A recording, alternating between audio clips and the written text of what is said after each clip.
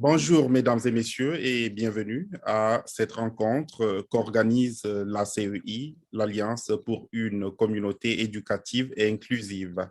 Et comme d'accoutumé, nous rencontrons chaque fois un nouvel invité. Et aujourd'hui, nous avons le privilège de rencontrer Anselme. Il se présentera au moment propice, mais d'ores et déjà, je voudrais vous annoncer qu'aujourd'hui, il va nous parler d'une thématique très importante euh, puisqu'elle s'adresse à la question du programme d'insertion professionnelle du nouveau personnel enseignant connu sous le sigle PIPNPE, très long quand même pour lire.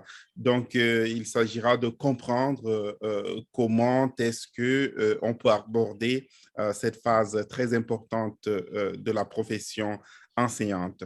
Mais avant d'entrer dans le vif du sujet, nous allons accueillir notre invité. Bonjour Anselme et bienvenue à cette rencontre. Bonjour Richard, merci pour l'accueil. Merci beaucoup aussi d'avoir accepté cette invitation parce que nous vous savons très occupé en cette fin d'année en tant que directeur d'une école dans l'Ontario, bien que tous les enseignants soient déjà en congé, vous qui vous occupez de la direction, vous êtes encore occupé. Mais je ne vais pas aller très vite en besogne. Je voudrais vous donner le temps de vous faire connaître à nos téléspectateurs. Merci beaucoup si vous pourriez le faire. Merci beaucoup de m'avoir invité sur ce plateau. Et je vais commencer par remercier déjà cette initiative qui permet à chaque fois de nous informer, d'informer le public, d'éduquer les personnes et de donner aussi des astuces et beaucoup d'autres leçons et des choses qui aident les gens à cheminer dans cette belle profession qu'est l'enseignement et l'apprentissage des élèves. Donc, je m'appelle Anselme Kenyé. Je suis un enseignant agréé de l'Ontario depuis juin 2015. Donc, ce qui m'a permis d'être enseignant de mathématiques et de sciences à l'école secondaire catholique Sainte-Famille à Mississauga, dans le conseil scolaire catholique Mon Avenir. Présentement, j'occupe le poste de directeur adjoint dans la même école. Et depuis janvier 2022, j'ai obtenu un mandat pour siéger dans le comité des appels aux inscriptions à l'ordre des enseignants et enseignants de l'Ontario, et ce qui me permet d'apporter ma petite contribution à la gouvernance de l'organisme qui gère la profession enseignante dans notre province.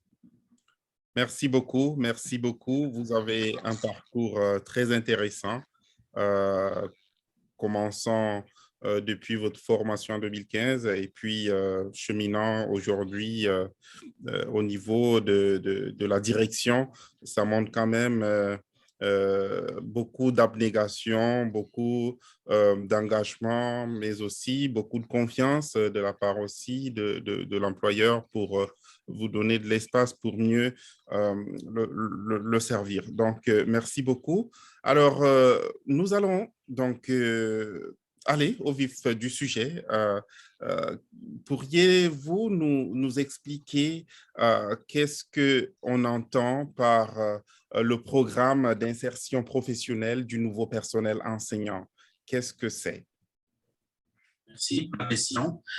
Dans le programme d'insertion professionnelle du nouveau personnel enseignant, c'est une initiative provinciale dont le but principal est d'appuyer le personnel enseignant, d'appuyer les nouveaux enseignants et de leur permettre de se perfectionner. Et on sait très bien que lorsqu'on choisit d'être un enseignant, on doit se donner tous les moyens d'être en mesure d'apporter un apprentissage de qualité pour répondre aux besoins de nos élèves afin d'assurer leur croissance, leur bien-être, leur sécurité et leur développement. Donc, voilà pourquoi ce programme est mis sur pied.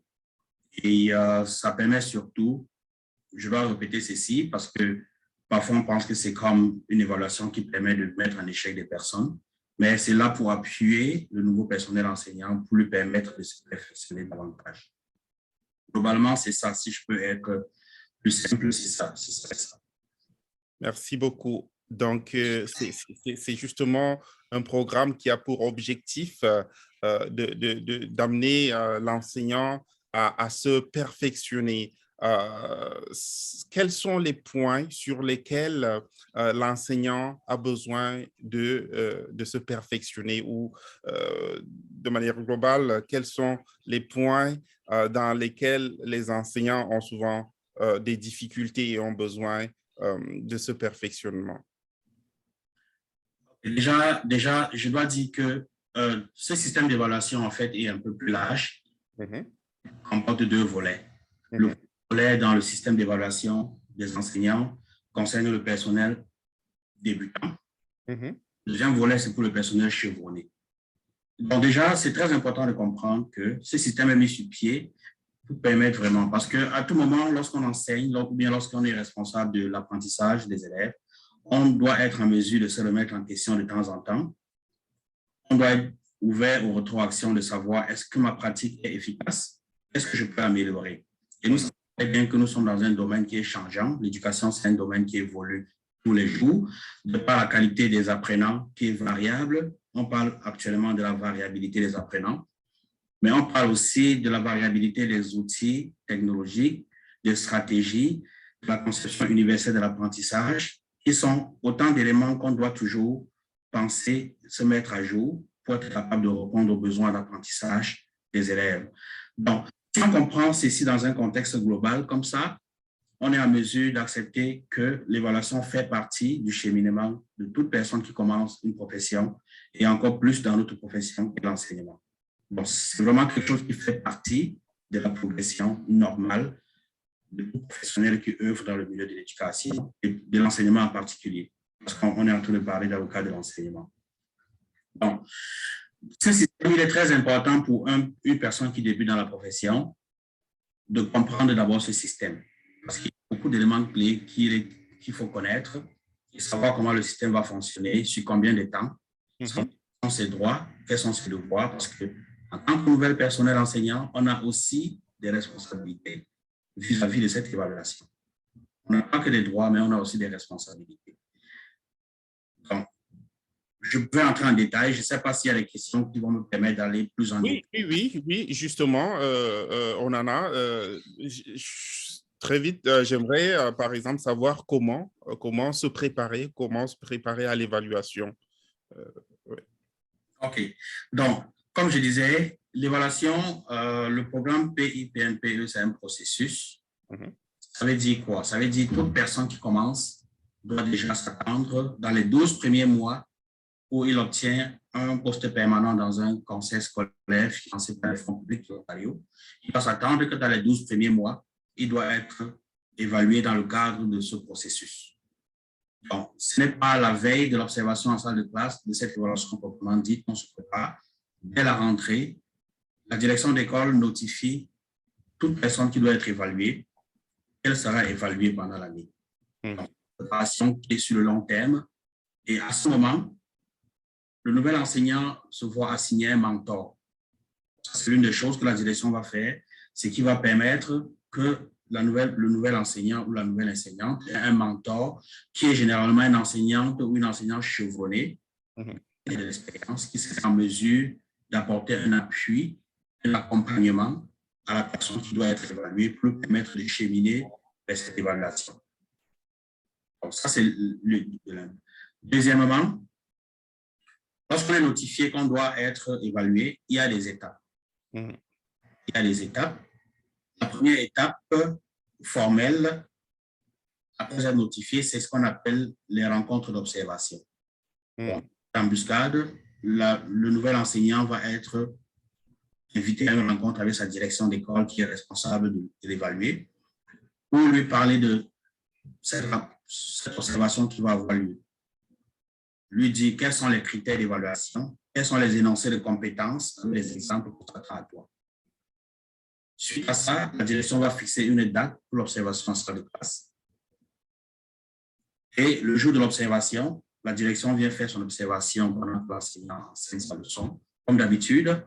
Ensuite, va le rencontrer dans ce qu'on appelle la rencontre d'après l'observation pour discuter avec lui de ce qu'il a observé, des éléments qui était excellent, qui était très bon, et de ce qu'il a vu comme des choses qu'on peut encore améliorer, etc.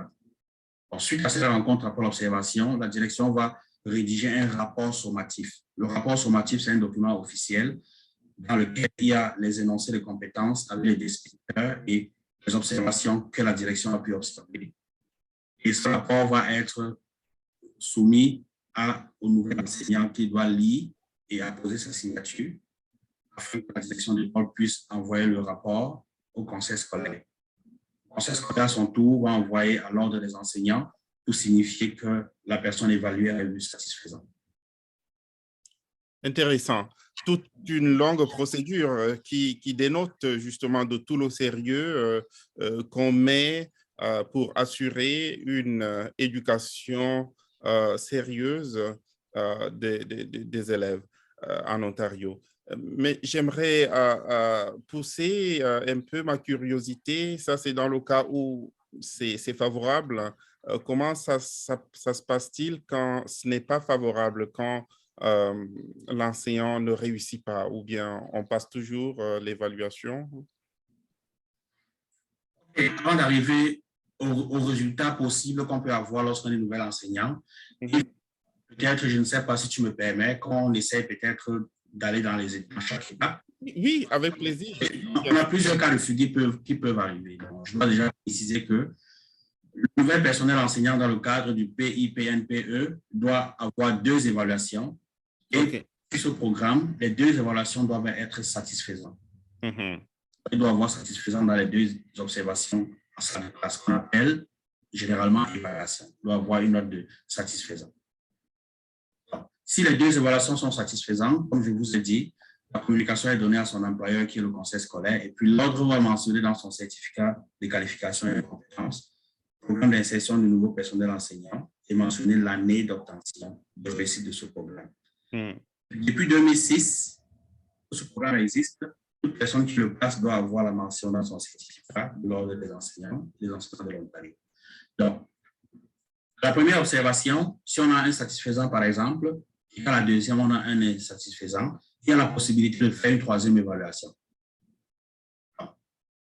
Je dois noter aussi que l'enseignant lui-même peut demander une autre évaluation, mais on peut l'évaluer une 3e fois, juste toujours pour s'assurer de l'accompagner. Parce que lorsqu'on a un insatisfaisant, par exemple, la direction d'école a le devoir de mettre un plan de perfectionnement sur pied. Ça veut dire que les raisons pourquoi ça a été insatisfaisant doivent être vraiment explicites et observables. C'est la raison pour laquelle il y a toute une grille d'évaluation. Ça doit être des raisons discutées avec l'enseignant. Et ce sont des points sur lesquels l'enseignant doit travailler pour s'améliorer. Une fois qu'on a détecté quelles sont les habiletés sur lesquelles on a besoin d'appui, l'enseignant a besoin d'appui, on va élaborer un plan de perfectionnement pour l'aider à développer ses habiletés et démontrer cela dans une prochaine évaluation afin d'avoir le satisfaisant. Donc, le but dans le fond, c'est juste d'accompagner l'enseignant pour avoir satisfaisant dans les 8 énoncés de compétences sur lesquels il est évalué. Parce que lorsqu'on est enseignant débutant, on est évalué sur 8 compétences. Et lorsqu'on est enseignant chevronné, donc tous les 5 ans, on est évalué sur 16 compétences. Et je dois préciser que ces énoncés de compétences découlent des normes d'exercice de la profession enseignante. Donc, les normes sont au nombre de 4 ou 5, je pense. Donc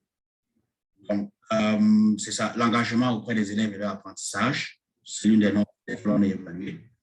Les connaissances professionnelles, la pratique professionnelle, le développement, le perfectionnement professionnel continu, le chiffre dans les communautés d'apprentissage. Dans ces énoncés de compétences, il y a les descripteurs. Par exemple, quand on parle d'engagement auprès des élèves, il faut qu'on soit en mesure d'observer que l'enseignant traite, par exemple, les élèves avec respectueusement et équitablement, l'enseignement de l'empathie et est sensible à la variabilité des apprenants et aux différences qu'il peut y avoir entre les élèves. Donc, ceci touche les éléments de la différenciation, par exemple. Quelque chose que si tu fais une leçon qu'on t'observe, on doit pouvoir voir que si tu as un élève qui a peut-être un trouble de la vision, que tu as fait un petit effort pour l'accommoder. C'est des choses qu'on fait déjà. Donc, c'est pour ça que c'est des gros mots qui expliquent ses compétences, mais en réalité, c'est des choses que tout le monde fait déjà.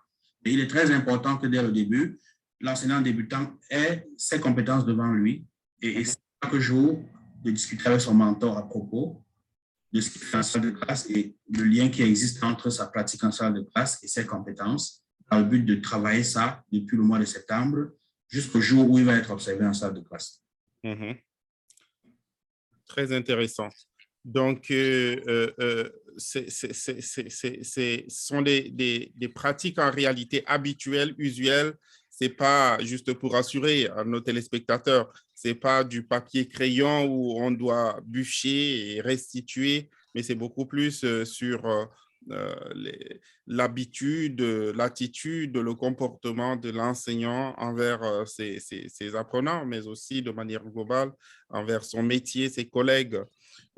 Ça nous donne de voir un peu plus clair de quoi il est question dans ce programme d'insertion professionnelle du nouveau personnel enseignant PIPNPE, dont le nom kilométrique fait peur à plus d'un enseignant ou tout au moins à plus d'un futur enseignant, parce que quand on est déjà dans le métier, on s'aperçoit que ce n'est pas si affreux que ça. Tout au moins, en vous écoutant, peut-être c'est vos explications qui rendent cela beaucoup plus digeste. Vous avez mentionné le rôle d'une personne clé, le mentor. En dehors de cette phase-là d'écoute, d'explication au début, comment est-ce que le mentor peut contribuer à la réussite d'un nouvel enseignant quand il est confronté justement à cette évaluation initiale et puis en tant qu'ancien chevronné? Monsieur Richard, le plus souvent, très souvent même ce qui arrive, c'est que le nouveau personnel enseignant vient avec parfois des connaissances déjà, des choses qu'il sait déjà faire. C'est important d'avoir une collaboration étroite avec un mentor qui est le plus souvent quelqu'un qui donne de son temps. Ce n'est pas rémunéré parce que les gens pourraient penser que c'est quelqu'un qui se dit volontaire pour accompagner une nouvelle personne qui vient d'arriver, apporter son appui, être là pour répondre à ses questions, être là pour lui faire des rétroactions, être là pour aussi écouter la nouvelle personne qui est enseignante. Parce que tout le monde apprend. C'est un métier où on est constamment en train d'apprendre de nouvelles choses. Donc, avec le mentor, le nouveau personnel enseignant va collaborer dans ce sens que il peut, par exemple, en travaillant avec son mentor, demander que son mentor l'observe pendant qu'il enseigne. Parce que, comme vous le savez, on peut être en train de faire une leçon en salle de classe, mais on ne se voit pas. Mais s'il y a un troisième œil qui nous voit, cet œil est en mesure, par exemple, de nous faire une rétroaction. Ça peut être sur l'aménagement physique de la salle de classe. Ça peut être sur même son ton de voix. Ça peut être sur les approches qu'on utilise. Le mentor, c'est quelqu'un qui est là pour t'accompagner et te dire, OK, telle chose, tu as fait, c'est très bien, pour te valoriser aussi, les points qui sont bons. Et les points qui sont à améliorer aussi, ton mentor vous pouvez ensemble travailler pour améliorer cela. Le mentor, c'est aussi une personne qui peut faciliter ta compréhension ou ton utilisation du programme cadre, du curriculum, comment planifier une leçon. Vous pouvez faire de la coplanification ensemble. Vous pouvez faire du co-enseignement. Ça veut dire que quelqu'un qui a déjà fait ça pendant des années, il peut planifier une leçon avec toi qui est nouveau. Vous allez en classe, vous co-enseignez. Moi, par exemple, quand j'ai commencé à enseigner, j'avais un mentor qui faisait du co-enseignement avec moi.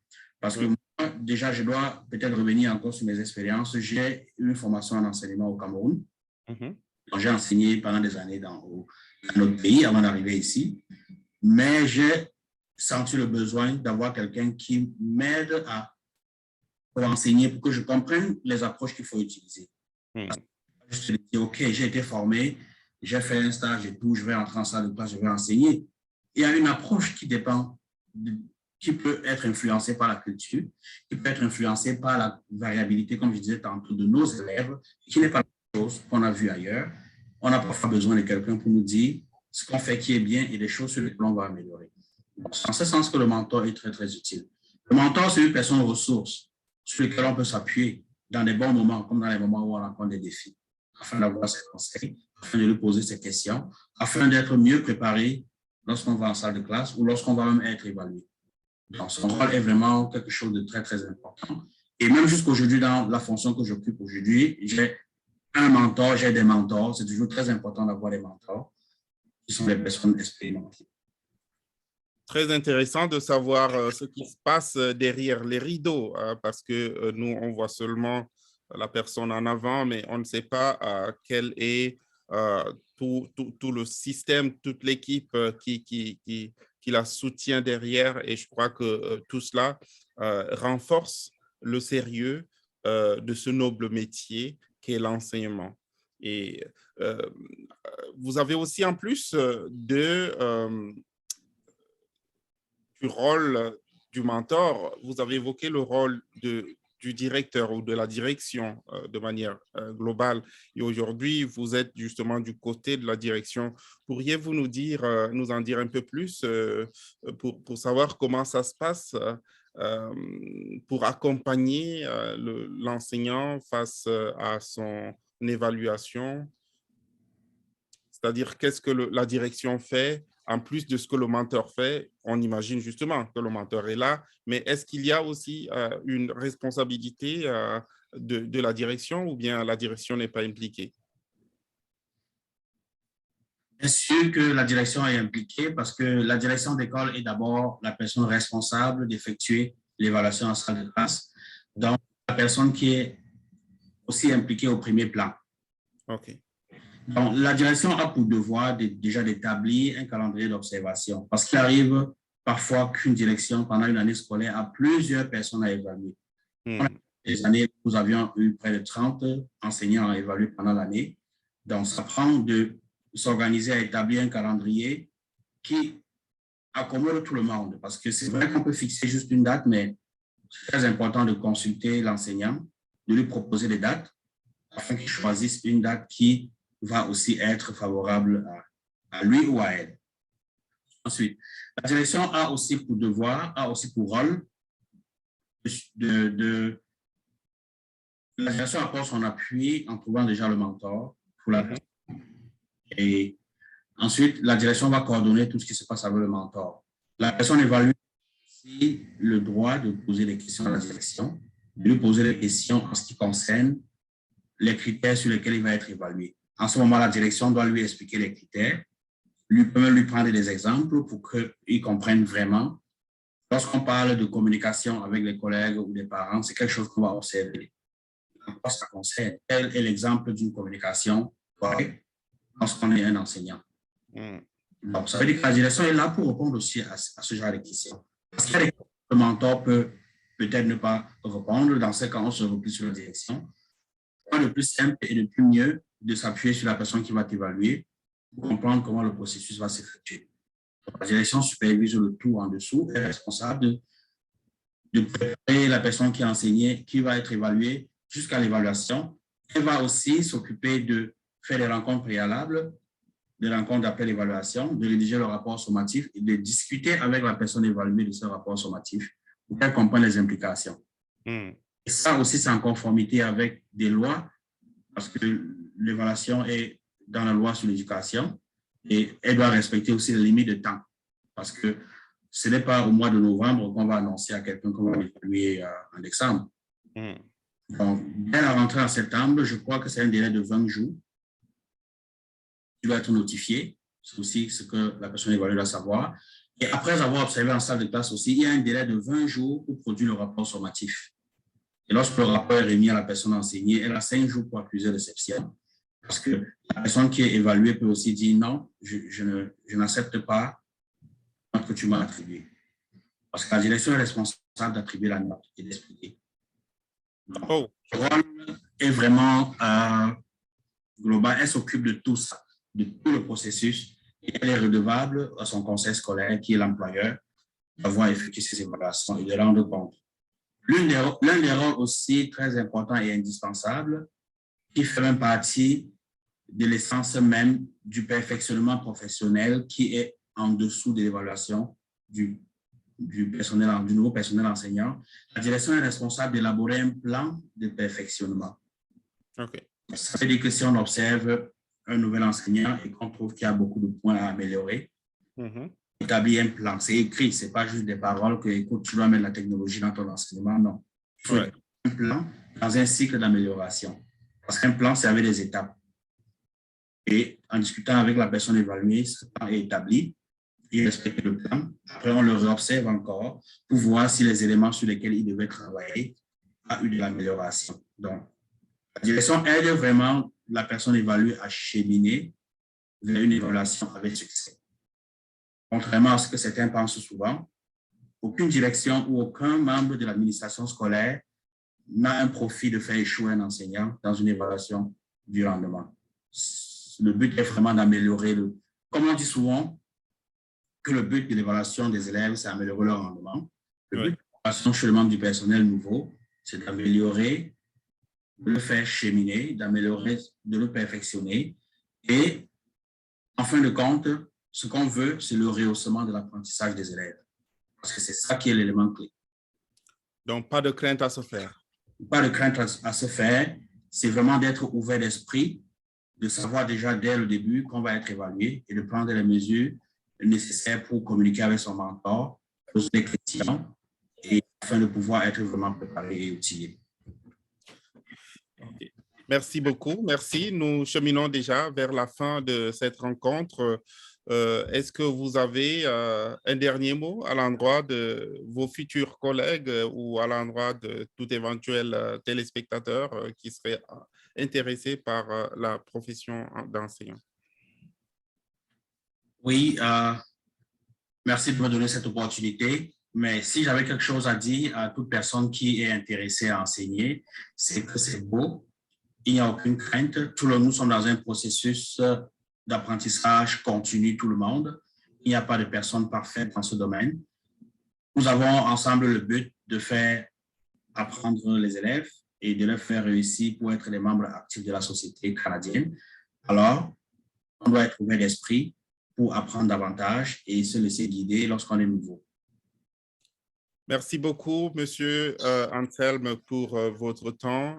Vous étiez notre invité et vous nous avez parlé du programme d'insertion professionnelle du nouveau personnel enseignant PIPNPE et vous nous avez donné l'étape comment procéder pour passer cette évaluation importante dans le perfectionnement de l'enseignant.